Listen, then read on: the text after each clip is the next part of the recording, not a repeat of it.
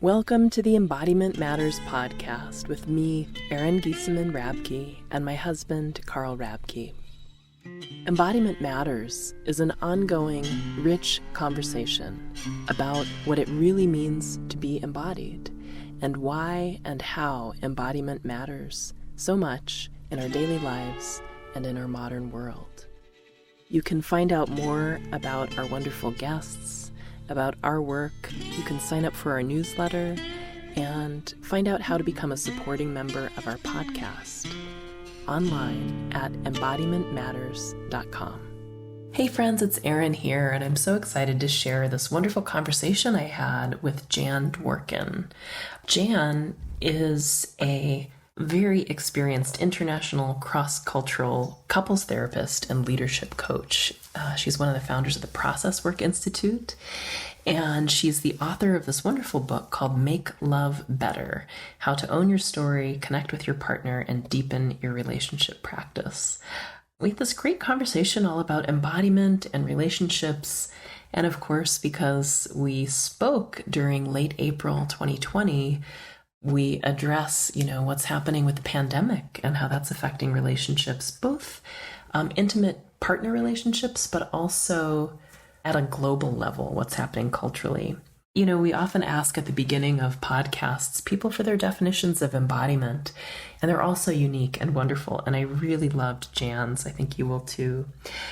We also had this great conversation about what makes a successful relationship and really redefining that from common cultural narratives.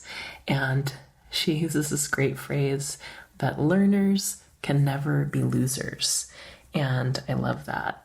We explored, so many interesting topics like the possibility of framing our differences as resources, both in our intimate relationships and in the greater world.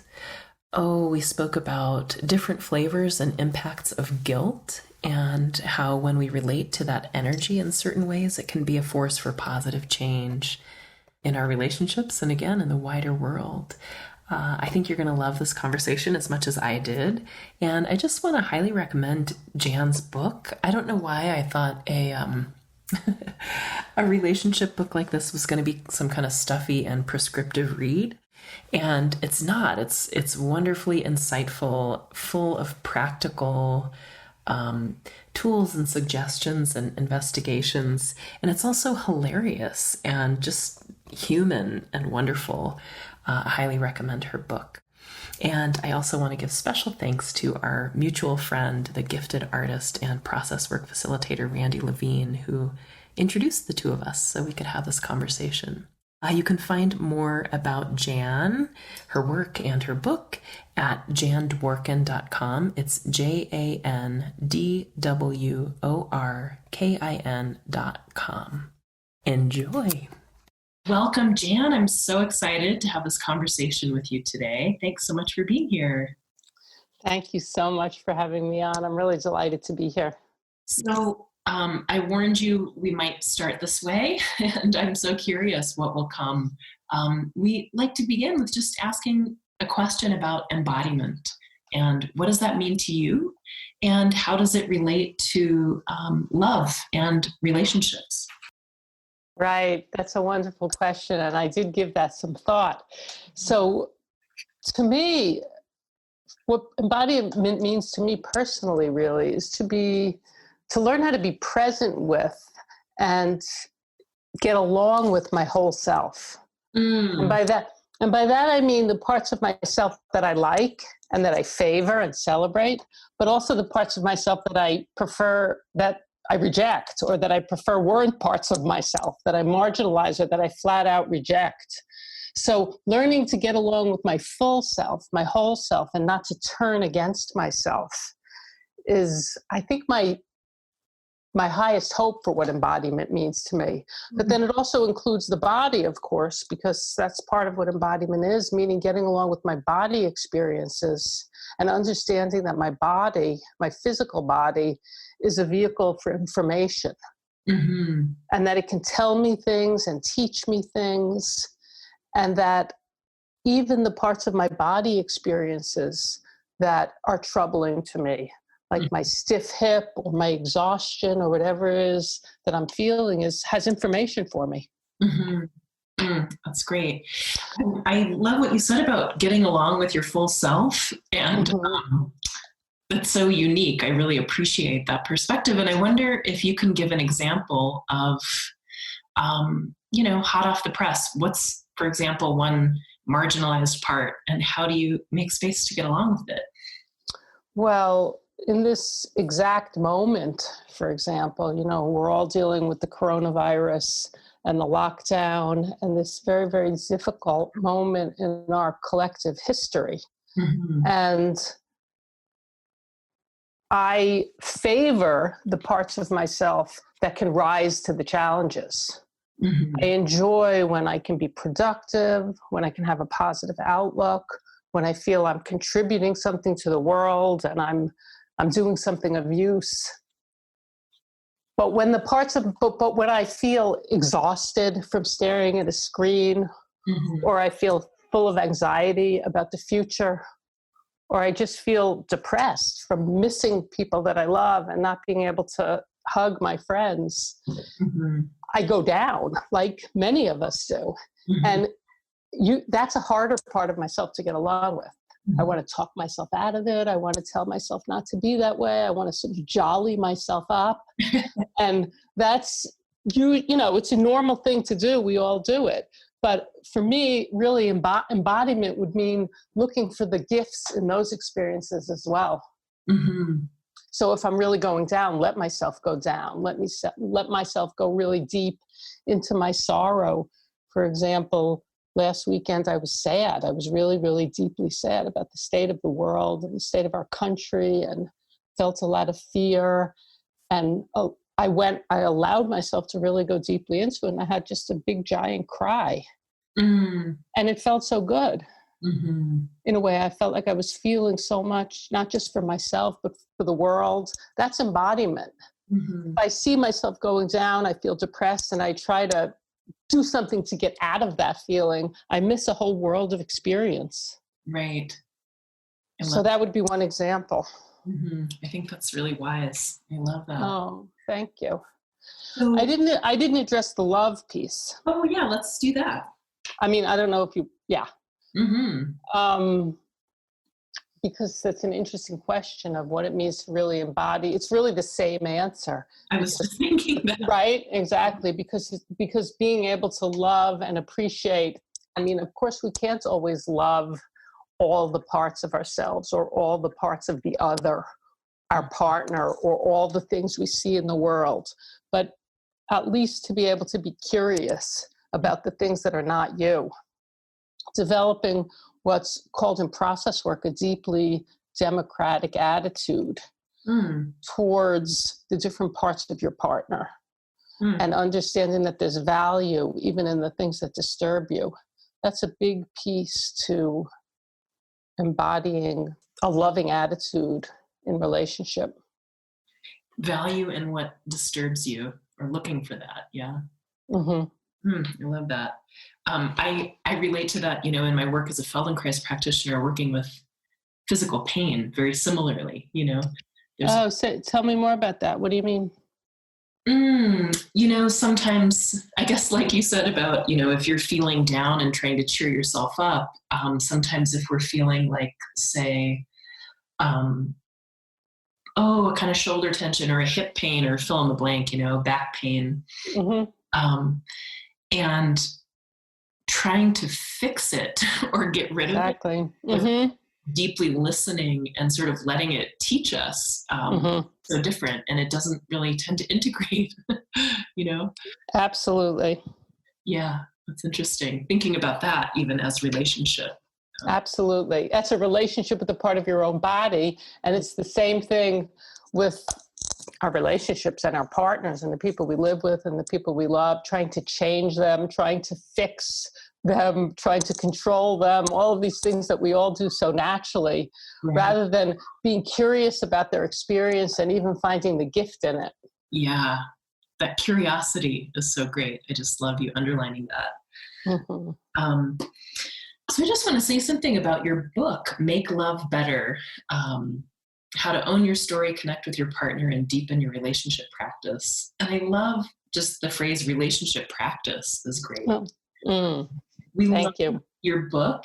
I sort of want to say that when I first imagined reading it, it was going to be very, I don't know what, philosophical, but it's so full of humor. Great stories. It's really fantastic. We loved this book. Oh, thank you. Yeah. That makes me happy. Thanks for writing it. I love what you said in the very beginning or toward the beginning of the book about questioning or redefining what makes a successful relationship or a failed relationship, like people who've been divorced or, had more than one partner, which is most people I know. You're inviting a reframe of being successful or failing. And I would just love you to unpack that a little bit. Yeah, I mean, that comes very deeply out of my own experience and having gone through many relationships in my life and experiencing myself as a so-called failure at relationships because I had relationships that didn't last my whole life and I had several marriages. And I started noticing with my clients also that this whole concept of a failed relationship started to really bug me, mostly because it just provoked so much inner criticism, really, in myself and in others. And I started to think about why do we rate our relationships based on their longevity and durability, rather than on the growth that we achieve from them or the learning that we get out of them. That's just so beautiful. And that became almost like a mission for me to bring that idea out into the world, because I know that the idea of a failed relationship became so hurtful to me and was, in business and in entrepreneurship, people talk about celebrating failure and having to go, fail fast and hard. And there are all these sayings that different break things and fail, but we don't really generally think that way about our relationships, obviously, because there's people involved, there's humans involved that get hurt. Well, it's true in companies also. But I just really enjoy something that I learned from a great teacher of mine, Arnie Mindell, who's the founder of Process Work, which is the background concept of a lot of the ideas in my book. And he talks about learners can never be losers. You can never be a failure if you learn something. The point is to learn, and the failure is a failure to learn. A failure to be able to look back on your experience and say, what did I get from that, and how can I grow from it, and how can I be different and show up differently next time? It doesn't mean you're going to succeed at showing up differently next time. You might have to try again and again and again. But it's in that process of trying and in that process of development that the success lies. That's so great. I just want to say, as a Feldenkrais person too, I love relating to that as learners. It's such an important emphasis in that work too, taking the learning attitude. And that's just excellent. And I can also think of people I know who have failed to learn. Right. In relationship, Right. We taught this whole work on mindsets, Carol Dweck's work on mindsets. I'm not sure if you're familiar with that. But it comes a lot into play when we talk about parenting too. Because do we set our kids up to have to succeed and have to do well? And do we praise them only for their successes and what they're good at? Or do we praise them for trying and learning and growing and attempting and trying again and developing resilience through the difficulties that we encounter in life? It's just so human, and appreciate it. So you have a lot of experience personally and also as, a therapist working with folks in relationship. And in a minute, I want to get into talking about relationship and the sort of global crisis we're going through right now. But just in general, what, if anything, what do you wish more people knew or understood about relationship? That's a really great question. I mean, I think especially with young people just starting out on the relationship path, but maybe it's true for everybody, that there's no such thing as a normal relationship. There's no right way to do it. Mm-hmm. And if you try to mimic or imitate relationships that you see in the movies or that you think you're seeing in your friend's life, it's probably going to set you up for disappointment or frustration, at least. Mm-hmm. But if you can figure out what works for you and really accept and celebrate that, then, that's going to be your best path, I think. Everybody, because relationships are hard. I mean, my mother used to tell me that when I was a kid, and it really bugged me, when I was a young person. I didn't want to think that relationships had to be hard. Mm-hmm. It turns out that most people struggle in relationships at some point, mm-hmm. that intimate partnership, family life, things get difficult. Mm-hmm. And most people, especially now in the age of social media, most people lie, if I say it bluntly as I can. Most people lie about what's really going on at home, and they curate their lives and they put out there what they want people to see. Mm-hmm. And it has a really difficult effect on people, especially in the era of relationship, especially when people are lonely or single. Singlehood is not celebrated. Mm. And singlehood, I wish, were celebrated as a really valid relationship choice. I know it's not a choice for everybody. Some single people want to be partnered, but some single people love being single. And I don't know, just this sort of curated idea about some kinds of idealized relationship, I think has quite a negative effect on people. Yeah. So that's one thing I would want people to know. I mean, another thing I think is that relationships are like little microcosms of the world, mm-hmm. and that all of the problems that exist in the outside world are also usually and often mirrored in your intimate relationships.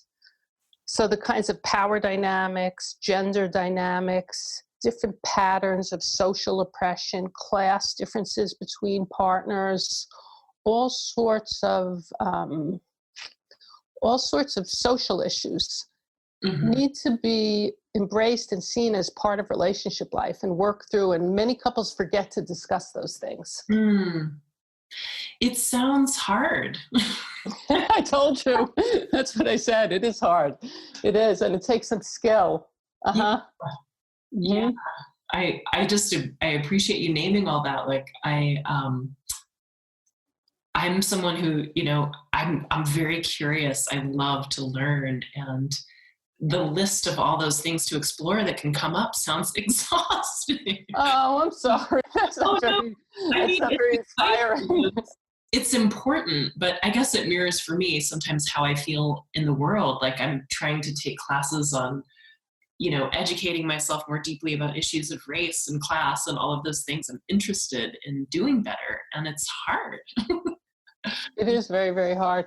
But I find that with partners, especially when they have the courage and the insight and are willing to learn or be educated, to really learn about how gender dynamics, particularly gender dynamics and class dynamics, mm-hmm. but also race dynamics, if it's an interracial couple or a cross-cultural couple, those are, sometimes it's very unseen. Mm-hmm. For example, how class plays out in relationship. Mm-hmm. Or gender is a little bit more obvious sometimes. So let's talk a little bit about I loved this phrasing I saw recently of someone saying, we're not all in the same boat, but we're all in the same storm. So knowing people are having many different kinds of experiences of either being busy or very not busy, or people being very lonely or longing for alone time. Just what do you want to bring forward around these times we're in right now? Right. Well, these times are really tough, and they're potentially transformative. And the idea that they wouldn't be transformative, I think, is terrifying for some people. Yeah. What do I want to bring forth in terms of couples? I mean, the first thing is that it's having a very, very different impact on couples depending on their circumstances. Mm-hmm. So for some couples, it's really difficult, and they're experiencing this time as a sense of being suffocated or trapped or isolated with their partner. Mm-hmm. So, for example, when there are really significant pre-existing problems in a relationship, being together 24/7 is really going to amplify those problems. Right. If there's an underlying emotional distance anyway, the constant physical closeness can make you feel even more alone and isolated. Mm-hmm. If you're in an abusive relationship, it can be a truly dangerous time. Yeah. Right? Mm-hmm. If one of the members of the couple has a trauma history, and there's some trauma around being trapped at home, mm-hmm. or being isolated, or say being hidden because during wartime, it can really bring up PTSD and serious mental health issues. Mm-hmm. So we know that statistics are showing that it's having a negative impact on the mental health on over 40% of the people in this country. Wow. So that's just hard. That's just really hard. However, for other couples, interestingly enough, it has a pleasurable aspect as well. Mm-hmm. So especially at the beginning, I'm noticing it's starting to change a little bit. And then in this last week, something is starting to turn, mm-hmm. and people are starting to say, who were experiencing the positive aspects, are starting to get antsy and starting to say, this is getting really hard now, mm-hmm. especially in places where people just can't even get outside, mm-hmm. right? But what I was going to say is that for some couples, it really has a pleasurable aspect. They can reconnect with each other. They can spend quality time together, remember why they were together in the first place. A lot of the sort of bullshit from ordinary life just goes away. And especially in the beginning, I had couples who were experiencing it as a time of cocooning or nesting, and there was a coziness to it. Mm-hmm. For what I call the growers club, people who like to focus on their own growth and development, some couples in the growers club found it an opportunity to work on issues and take steps towards working on things that they didn't have time to work on during their everyday life. Yeah. Now, of course, that's implying that people have more time, and not every couple has more time. The impact depends on so many things. It depends on whether or not there are children at home or elders at home to care for. Mm-hmm. If you have two working parents and you have children, those partners are not going to have more time for each other. They're going to have less time for each other, and it creates a whole nother level of stress. Mm-hmm. So there's so much individuality depending on the circumstances. If it's a partnership where one of the people are an essential worker and have to go out of the home and get exposed to the virus themselves, mm-hmm. it creates a whole nother level of tension, which we could get into. If you're interested, we can talk about that whole piece about protection and how we protect each other. I hope we will get into that in the conversation, but that's another challenge. Mm-hmm. I mean, another challenge is that we know that although the virus itself, like you were saying about the storm in the boat, the virus infects people regardless of race, religion, class, whatever. Mm-hmm. The outcomes are clearly much worse in Black and brown communities, with older people, mm-hmm. with poor people. So if you're part of a couple who's under that kind of additional stress, mm-hmm. because of racism, the impact on Asian communities is terrible, and the rise of racism. If you're part of a couple who is dealing with the social inequities and the social oppressions resulting from this, you have double, triple, quadruple whammies to deal with. It's a lot. So, whatever the circumstances, even in the best relationships, little things are going to become more annoying, and habits are going to get exaggerated, and the sound of your partner nibbling on peanuts is going to drive you crazy in a way that it wouldn't under ordinary circumstances. So what do you think is most helpful right now in the midst of this? Right. That's the big question, right? Yeah. Well, on the most sort of basic level, and it sounds very simplistic, and and, you know, anyone could say this, it doesn't take any kind of special relationship expertise, but just on the most basic level, being able to express appreciation and gratitude to your partner for the little things whenever possible is so important. I'm finding during this period my own kind of gratitude practice and being able to express gratitude for the small things that happened in the day, for the things that my partner did. Also to try to give your partner the benefit of the doubt. That type of thing is now more than ever really, really important. Mm-hmm. But, you know, if we're going to go a little bit deeper into what really couples can do and what is helpful, one thing is that you really have to look at your relationship differences as a resource that can potentially make you a stronger unit. Yeah, say more about that. Well, like, for example, say you're in a partnership where one person is really anxious and the other person is more optimistic or easygoing or future planning. Mm-hmm. Each of them could get really annoyed with each other and do get really annoyed with each other. Like the anxious person might think the other one is underreacting, mm-hmm. whereas the optimistic one thinks the anxious one is overreacting.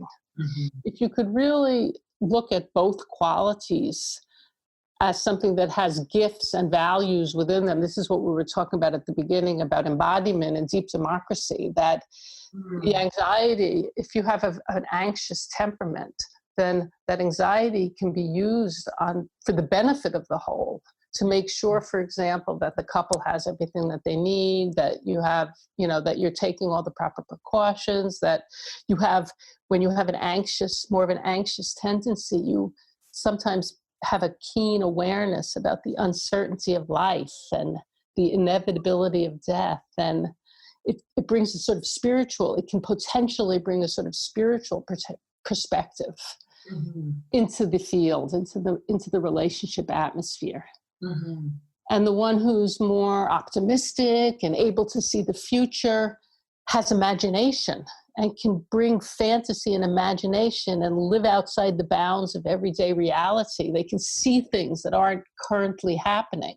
Mm-hmm. And that is an incredible gift and a strength. Mm-hmm. And you can see that if both of those aspects if the gifts that are within both of those aspects are present, and each partner could really see the gift in the other one's experience, it really helps. Yeah, I'm so moved by this, and also can't help but think of extrapolating it, you know, for example, we're in the US and to our polarized mm-hmm, mm-hmm. culture in so many ways. And how do I want to say this? Just how liberating it would be if there was more discourse like this about appreciating each other's different perspectives as a resource. And there's almost some like the scary move that someone has to do it first. That's exactly right. And the other side might not play along, you know, like. That's exactly right. Whether that's in relationship or in culture wider, you know. I really appreciate you bringing that in. I mean, a couple of things about that. One is that scary move, like, are you going to be able to do it first? It's terrifying when we think culturally and socially, but it's actually also terrifying for partners. I mean, it's always when you're a couples therapist, you see a very typical conversation is like, I'm not going to do it if they don't do it. If the other one doesn't do it, I'm not going to do it. We need like a guarantee ahead of time that we're both going to work on appreciating each other. It's not just going to be me appreciating you, you know? Yeah. But I know it's hard. Sometimes, you know, when I'm talking and I'm sharing these ideas, I think to myself how hard it is to sometimes apply this way of thinking to the current situation, polarized situation here in the US. Yeah. You know, and it's not always the right thing to do. Sometimes it's really important to take your own side and take a stand and see things only from your point of view. And there's a moment for that as well. Right. But what I was going to say is about the other piece about really appreciating, because you asked me what couples can do, and I was talking about really appreciating the other one's point of view, or really not just appreciating it, but getting to the gift that's in it. Right. The thing that what not to do is to try to make the other person wrong. Yeah. So the one who's anxious is going to try to tell the one who's really optimistic that they're crazy, or that they're underreacting, or that they're missing the point, or that they're putting their head in the sand. Right. Or the one who's really optimistic is going to tell the anxious one not to be so anxious. They don't have to worry so much. It's not really that bad. Mm-hmm. And talking the other person out of their experience is one of the least helpful things that you can do. Mm-hmm. If you want to go even one more step, sorry, tell me if I'm saying too much. If I'm saying too much, because this is just one point I'm making. You asked me some things that people can do. But if you can find the other person's experience within yourself, so if you can not just, don't talk them out of it, find the value in it, but also go the next step and actually find out that you have a part of yourself that is potentially like your partner, but it's a marginalized or an underappreciated or an inaccessible or a rejected part of yourself. Maybe it's a part of yourself that you really need, and you can only see it in your partner, reject it in your partner because it's threatening to you. But if you really dig deep and you find that quality within yourself, then you can find your own way of embodying that. Mm-hmm. Right? So the one who's really optimistic in future planning may need to embody their own sense of just being like a little bit more focused on the momentary concerns in their own way. Mm-hmm. And it's not going to look like the anxiety of their partner, but they're going to find what's real about that for themselves, and vice versa. Yeah, that's profound. Thank you. I was going to ask, because I know you wanted to talk about protection. I would love you to speak to that. Right. Yeah. Right. Mm-hmm. The whole thing about protection and boundaries is really interesting to me during this time. We protect, there's different ways we can talk about this. We can talk about it in terms of everyday reality. Let's start with that. We'll talk about protecting ourselves from the virus. Okay. And the precautions that we take. And what do we do when we're in a relationship where our partner has a different sense of what it takes to protect themselves than we do? And how do we respect those differences when we feel that it might have like a really strong impact on our own health and well-being, or on our children's health or well-being, or the other people that are living with us in our home? Yeah. And that has become really, really problematic for some people. And a lot of exes who are co-parenting. Very difficult with ex-partners and kids that are going back and forth. I've seen some of the more profound conflicts arising as a result of that. And there's no easy answer, especially when there are kids involved. But I know that some couples, if they feel that their partner isn't protecting them, all I can say about that is that it's an underlying issue that was there before the virus. There was a sense of not being taken care of in the way that you wanted to be taken care of, that was present before the virus. And this is really, for some couples, it gets so extreme that people have to separate. Some couples within their own homes are doing social distancing and not touching, and trying to stay apart because of it.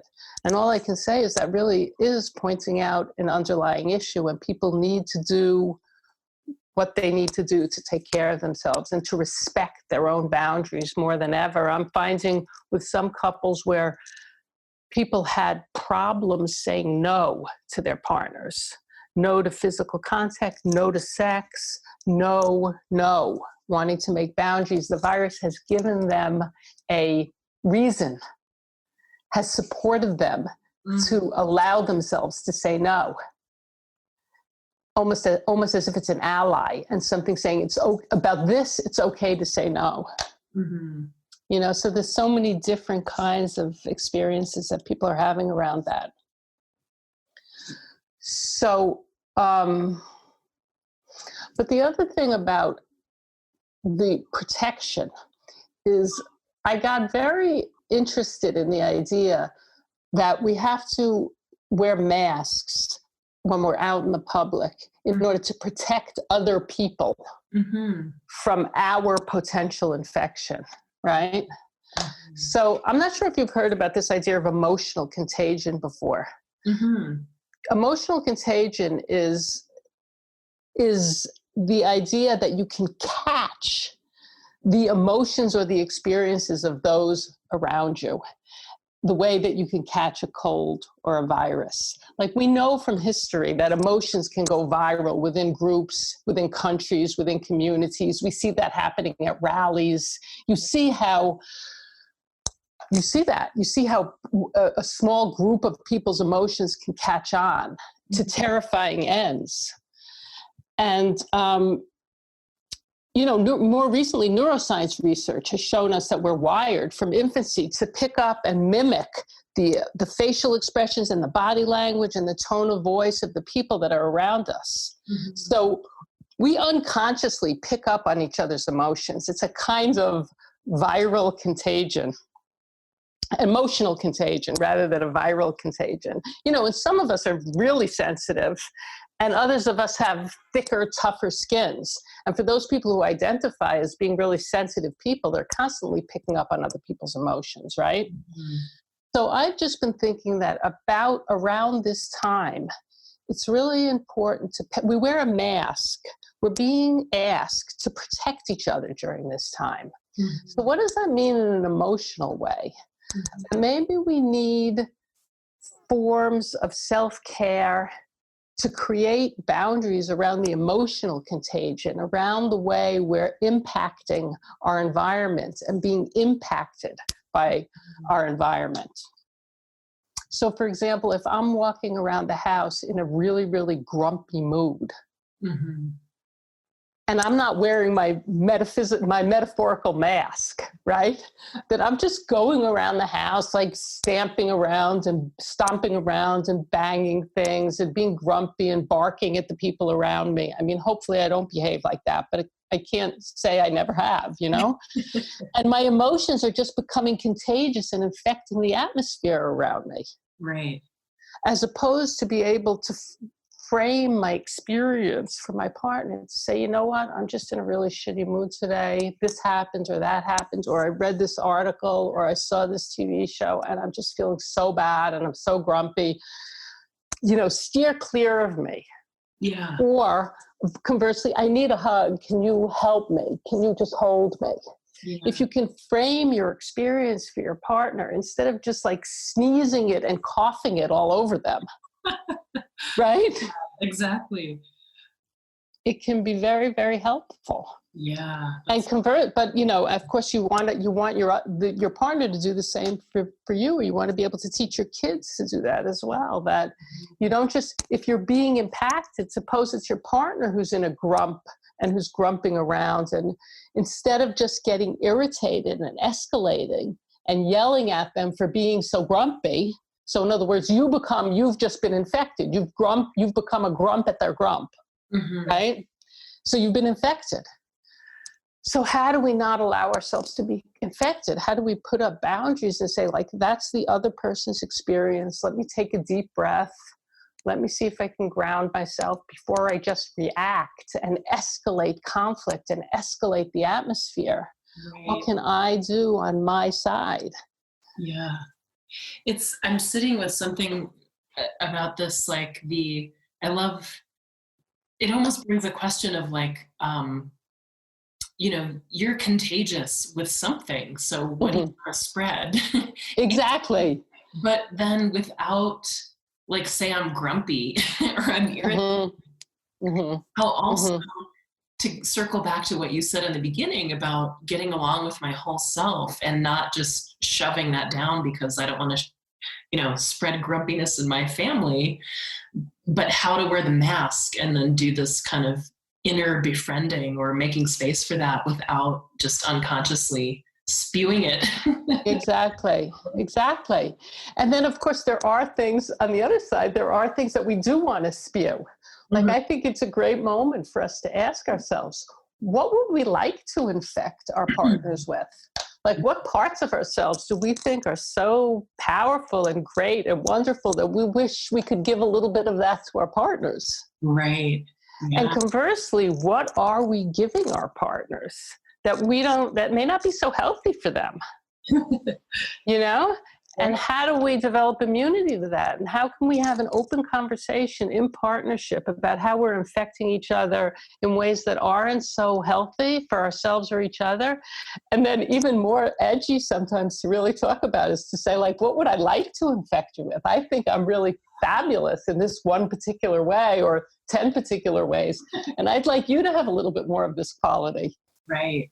And for whatever reason, as we're talking about, partners or families, I just keep extrapolating this to how we can spread this, I would say now more in social media or, interactions on video calls with people more than being around each other. But absolutely. Such a potent time to ask that question.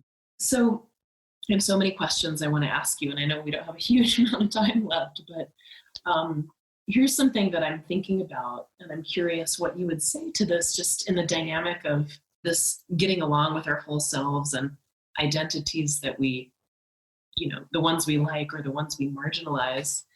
I just heard, and I don't know if this is true, but I don't have reason to believe it's not. I was listening to another podcast in the last week, and this woman said, historically, the major witch burnings and that kind of mania have happened after pandemics.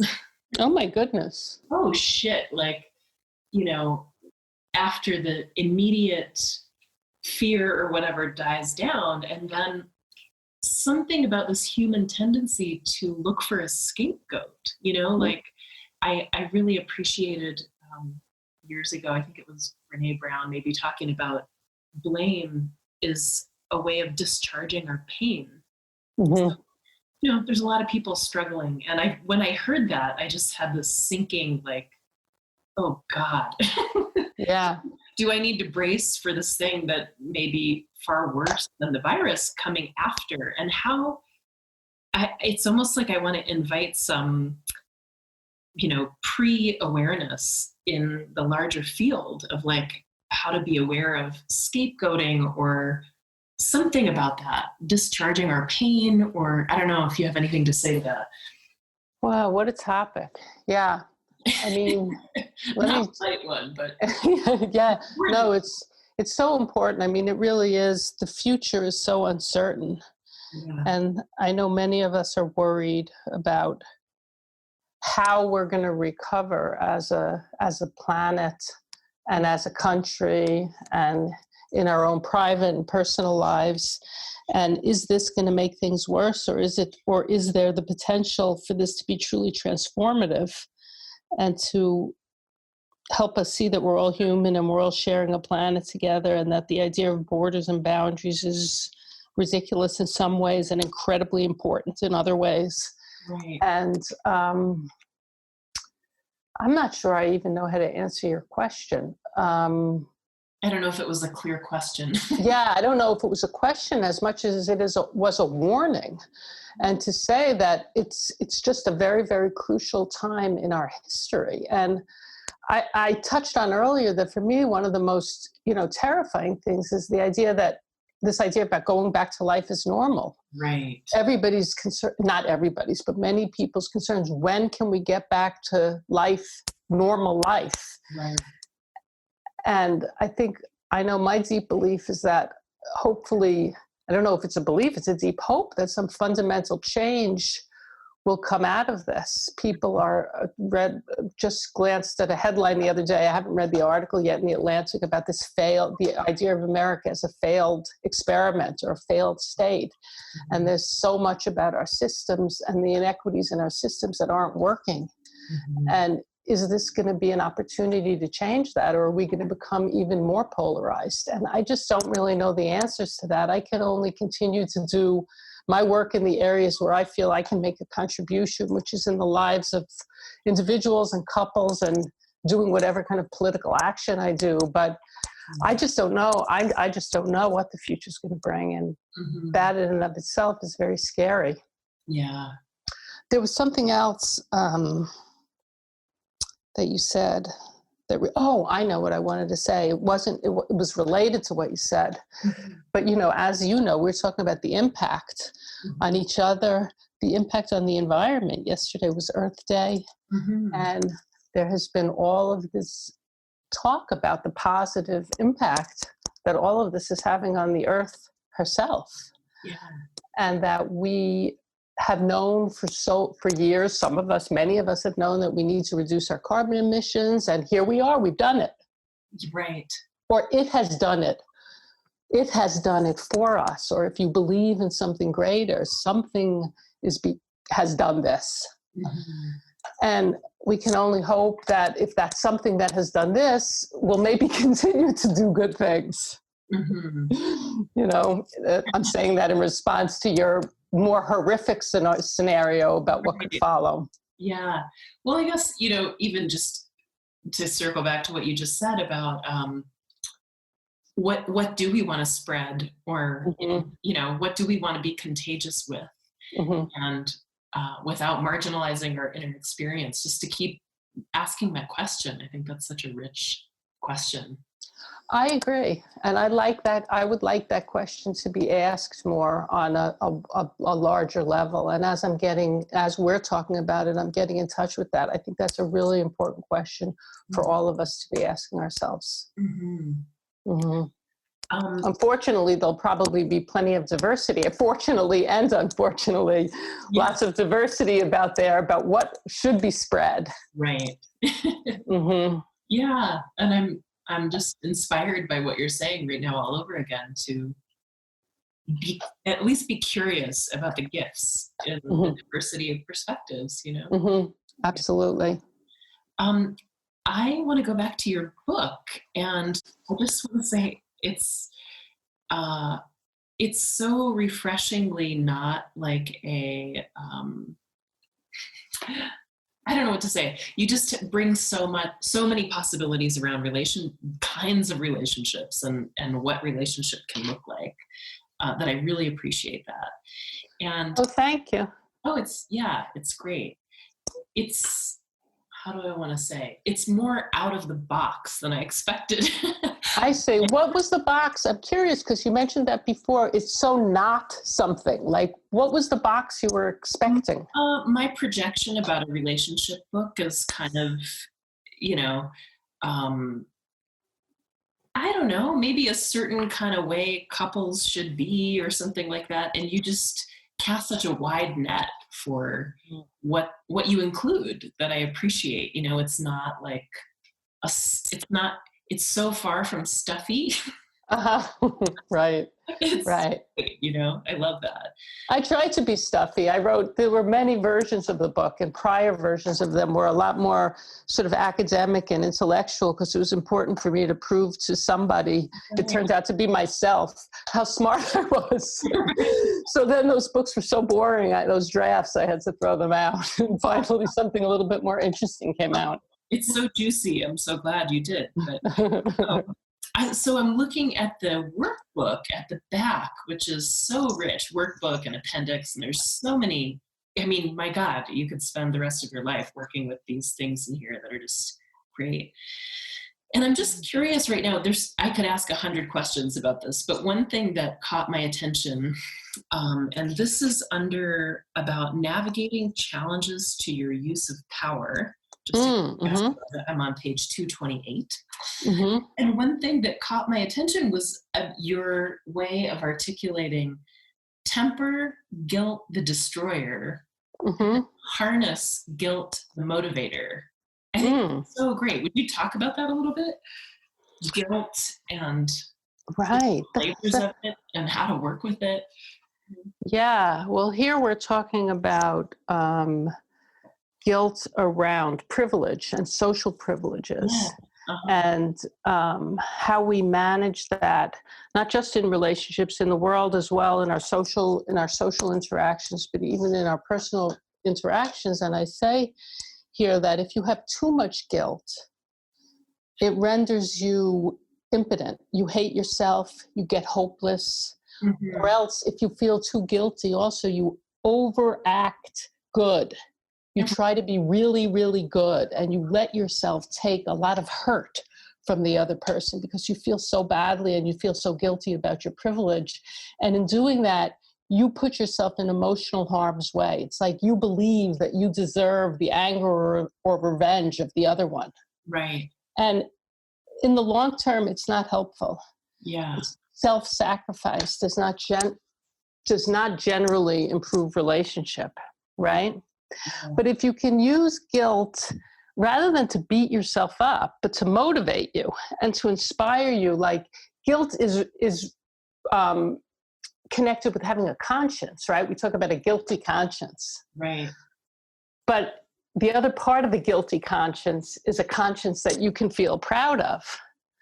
So if we use guilt to really allow ourselves to understand what our values are and what our conscience is telling us is the right thing, and we can really sort of critically self-examine ourselves and mobilize to do the right thing in relationship and to do the right thing in the world, and to identify the powers we have and celebrate them, not try to get rid of them, be happy that we have them, but also be uplifting to other people and want to share what we have. Mm-hmm. I think it's a more valuable use of guilt, because we're not going to be able to throw our guilt away. Those of us who have a conscience and those of us who have privilege, mm-hmm. once we become aware of it, we feel guilty. It's a natural first step. But if we allow that guilt to immobilize us or destroy us, or to allow others to then harm us, right, because of it, it's just not the solution. Mm-hmm. It's not a long-term solution for our world. Mm-hmm. I think that's so interesting, just thinking about our varied experiences right now in this pandemic too, Exactly. And how you were saying how it's something I've wrestled with over the years and have a current strong feeling about, but what you said about appreciation and gratitude and mm-hmm. To make space for that, it's so important also. And then this,